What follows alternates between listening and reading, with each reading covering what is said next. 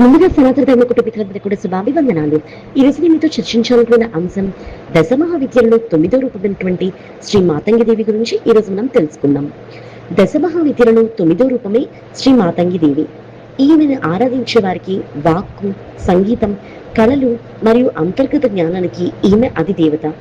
ఈమెను సరస్వతీదేవి యొక్క తాంత్రిక రూపంగా భావిస్తారు. మాతంగి దేవి యొక్క పుట్టుక మరియు ఆమె యొక్క విశిష్టతకు సంబంధించినటువంటి వివరాలు ఈరోజు మనం తెలుసుకుందాం.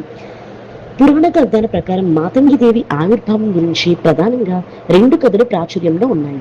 మొదటి కథ ఏంటంటే, ఒకరోజు శివపార్వతులు భోజనం చేస్తున్న సమయంలో వారి భోజనానికి సంబంధించినటువంటి కొన్ని ఉచ్చిష్ట పదార్థాలు కింద పడ్డాయి. ఆ దివ్యమైనటువంటి అవశేషాల నుంచి ఒక దివ్య శక్తి ఉద్భవిస్తుంది. ఆ దేవతే మాతంగి. ఆమె తనకు ఆ ఎంగిలి పదార్థాలని నైవేద్యంగా, ఆహారంగా ఇవ్వాలని కోరింది. సాధారణ హిందూ సాంప్రదాయాల్లో ఎంగిలి లేదా మైల అపవిత్రంగా భావిస్తారు.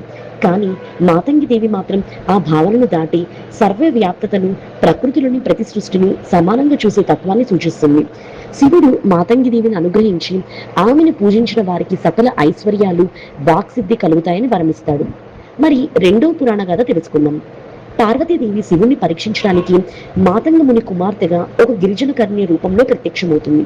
శివుడు అయినా సరే పార్వతీదేవి రూపాన్ని ప్రశంసిస్తాడు. ఆ రూపంలో ఆమె మాతంగిగా ప్రసిద్ధి చెందుతుంది. ఈమె సాధారణంగా మందూస్వరమైనటువంటి ఆకుపచ్చని వర్ణంలో 3 నేత్రాలతో, చేతిలో వీణ, కత్తి లేదా అంకుశంతో దర్శనమిస్తూ ఉంటారు. ఆమెకు సహచరంగా చిలుకలు ఉంటాయి.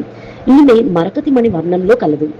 ఆమె లలిత త్రిపుర సుందరికి ప్రధానమంత్రిగా వ్యవహరిస్తారని, సంగీత సాహిత్యాలకు అధిదేవతగా లలితాదేవిని కొలిచే రూపమే రాజమాతంగి అని శ్రీ విద్య ఉపాసకులు నమ్ముతారు. మాతంగిని దేవిని ఆరాధిస్తే అద్భుతమైన వాక్చాతుర్యం, సంగీత కళల్లో ప్రావీణ్యం లభిస్తుందని భక్తుల యొక్క విశ్వాసం. మరి తెలుసుకున్నారు కదా, దశమహావిద్యలలో ఒకరైనటువంటి మాతంగి దేవి గురించి. ఈ వీడియో చూసిన మీ అందరికీ కూడా కృతజ్ఞతలు.